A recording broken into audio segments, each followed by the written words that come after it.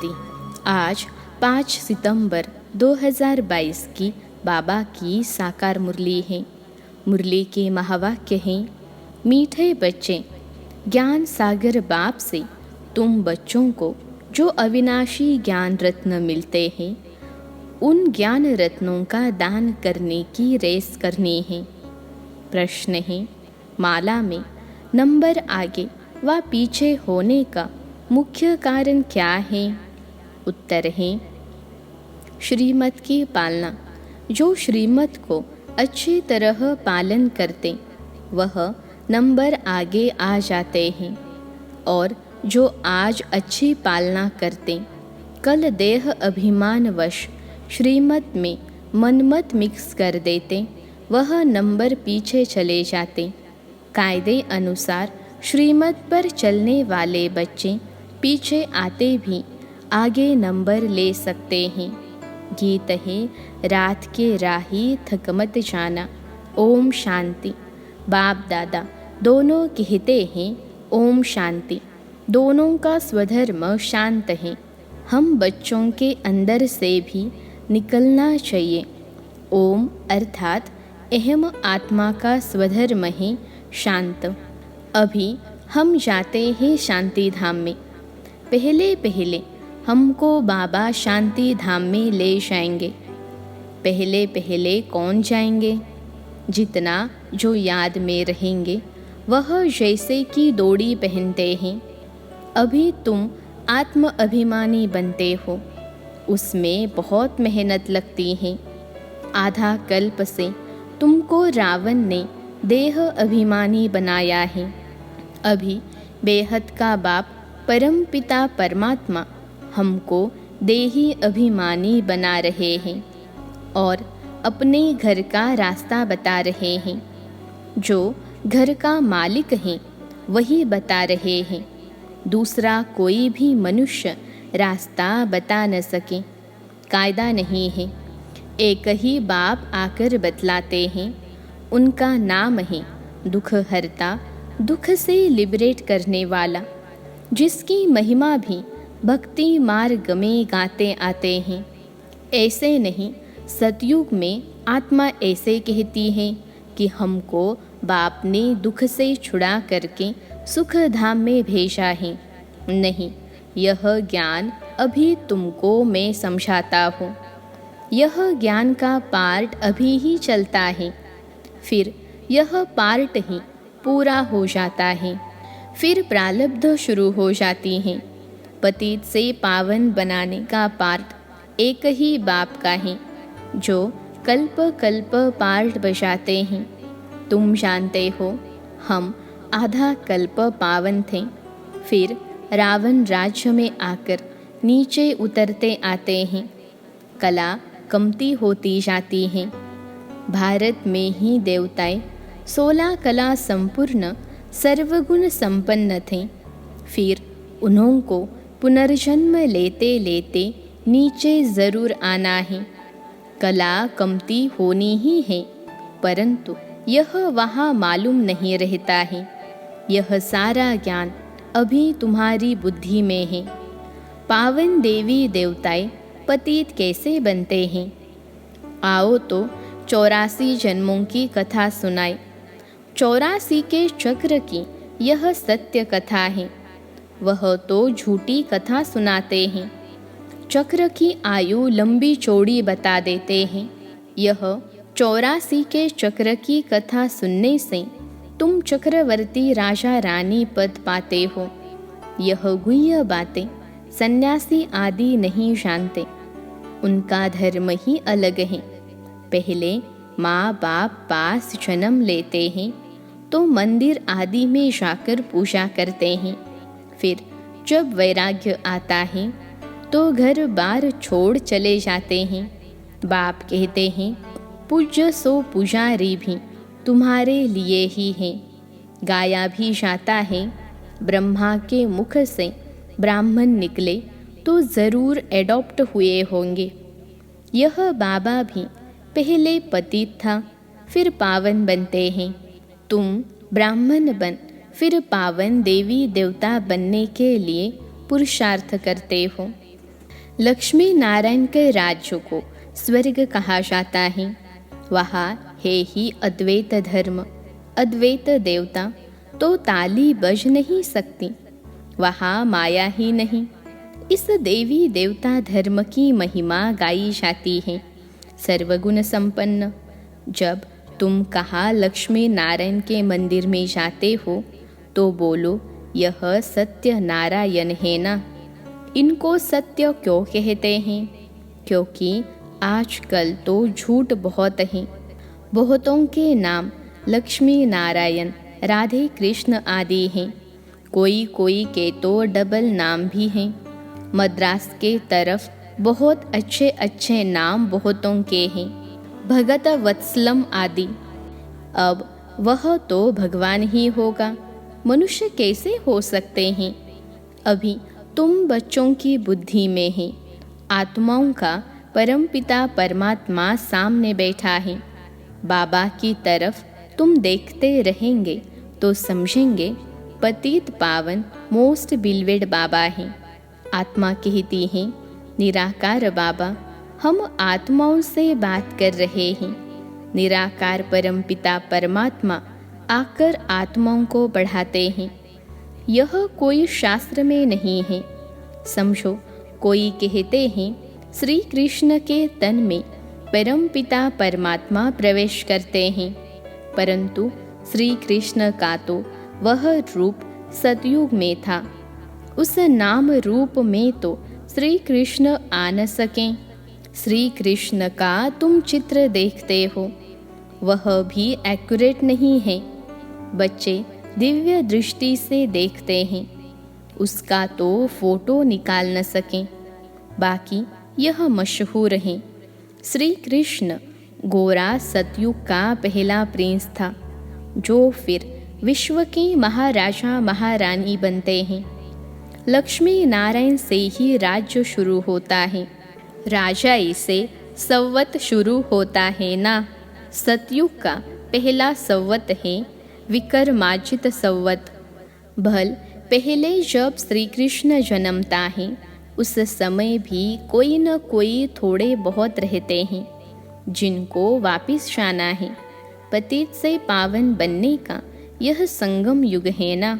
जब पूरा पावन बन जाते हैं तो फिर लक्ष्मी नारायण का राज्य नया संवत शुरू हो जाता है, जिनको विष्णुपुरी कहते हैं।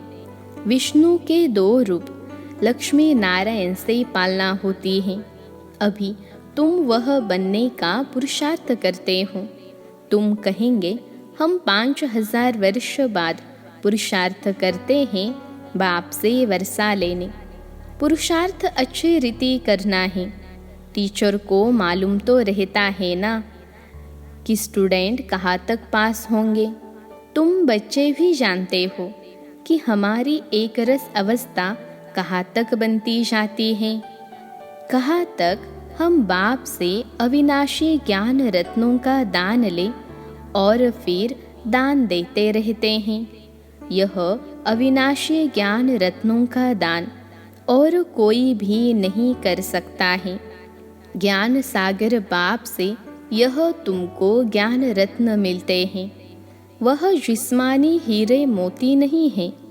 तो तुम बच्चों को फिर अविनाशी ज्ञान रत्नों का दानी भी बनना है। अपने को देखना चाहिए हम कितना दान करते हैं, मम्मा बाबा कितना दान करते हैं। हमारे में जो अच्छे ते अच्छी बहनें हैं, कितना अच्छा दान करती हैं।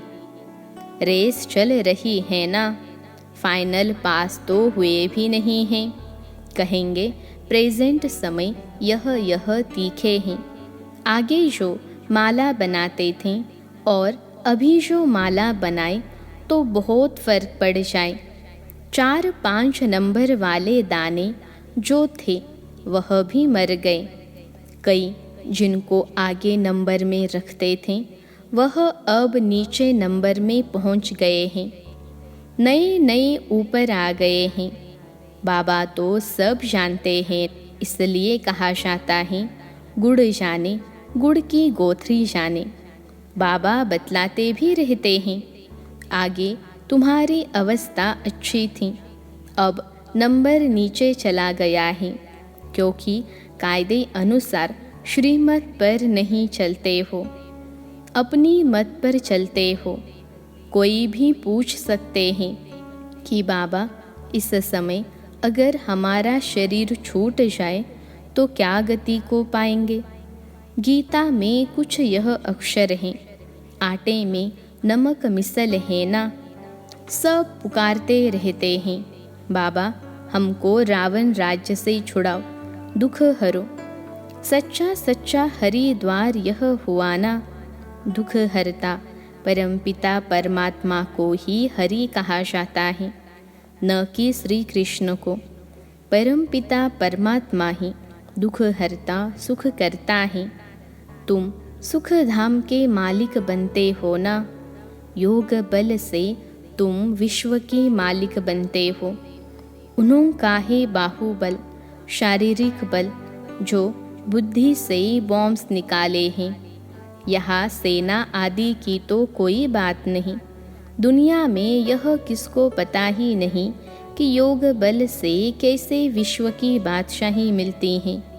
बाप ही आकर यह योग सिखलाते हैं। बाप कहते हैं, मामेकम याद करो, मैं ज्ञान सागर हूँ। महिमा गाते हैं ना, ज्ञान का सागर, सुख का सागर, पवित्रता का सागर। ऐसे कभी नहीं कहेंगे योग का सागर।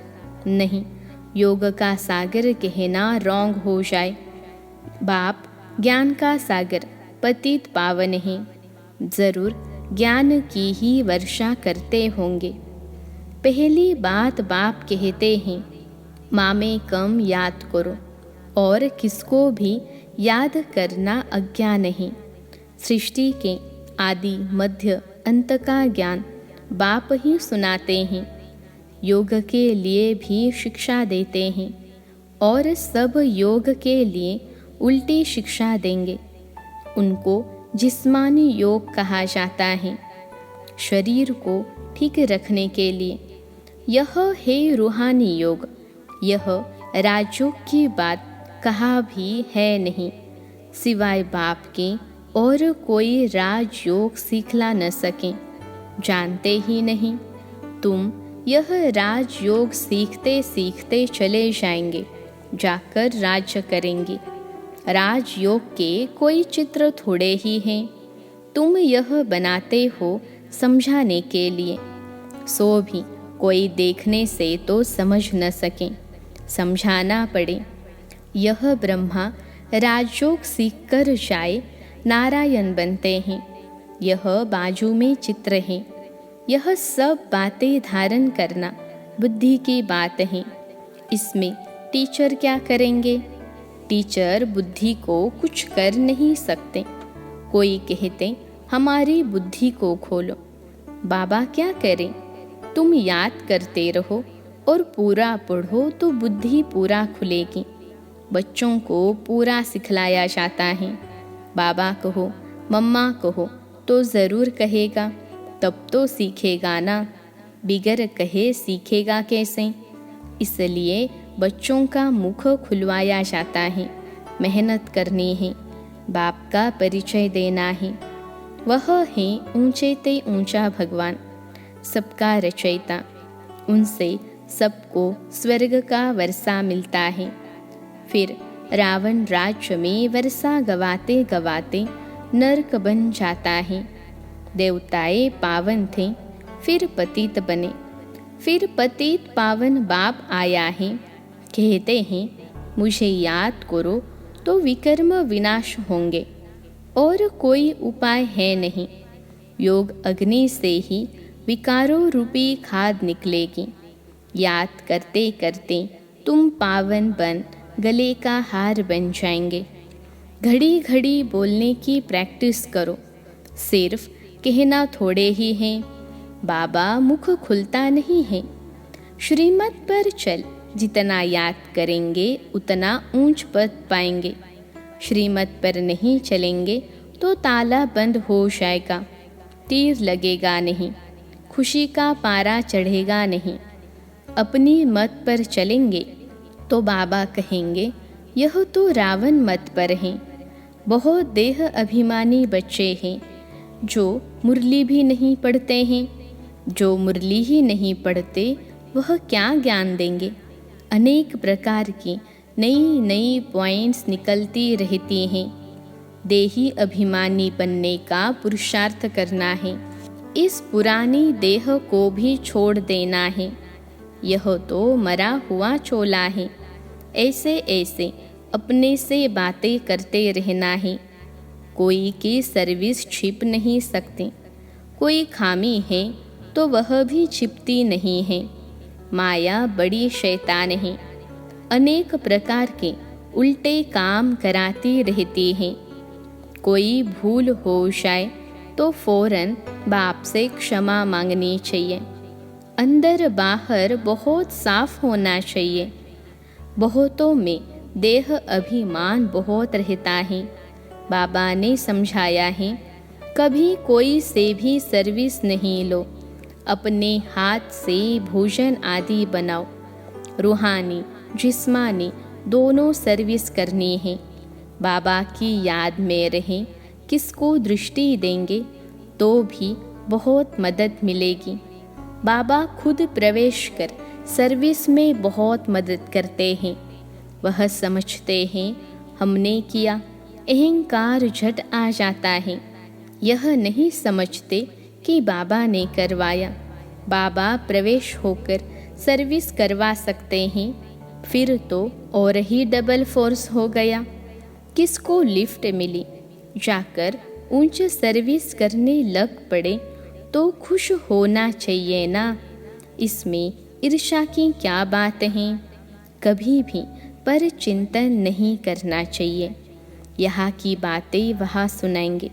भल कोई ने कुछ कहा भी, फिर भी दूसरे को सुनाकर नुकसान क्यों करना चाहिए। ऐसे तो बहुत झूठी बातें भी बनाते हैं। फलानी तो ऐसी ही है, यह है। ऐसी झूठी बातें कभी नहीं सुनना। कोई उल्टी सुल्टी बात बोले तो सुनी अनसुनी कर देनी चाहिए। किसके दिल को खराब नहीं करना चाहिए। अच्छा, मीठे मीठे सिखिलते बच्चों प्रति माता पिता बाप दादा का याद प्यार और गुड मॉर्निंग। रूहानी बाप की रूहानी बच्चों को नमस्ते। हम रूहानी बच्चों की सिखिलते रूहानी माता पिता बाप दादा को याद प्यार, गुड मॉर्निंग और नमस्ते बाबा नमस्ते। धारणा के लिए मुख्य सार पहली पॉइंट है, बाप से अंदर बाहर साफ रहना है। कोई भी भूल हो जाए तो फौरन क्षमा मांगना है। रूहानी जिस्मानी दोनों प्रकार की सेवा करनी है।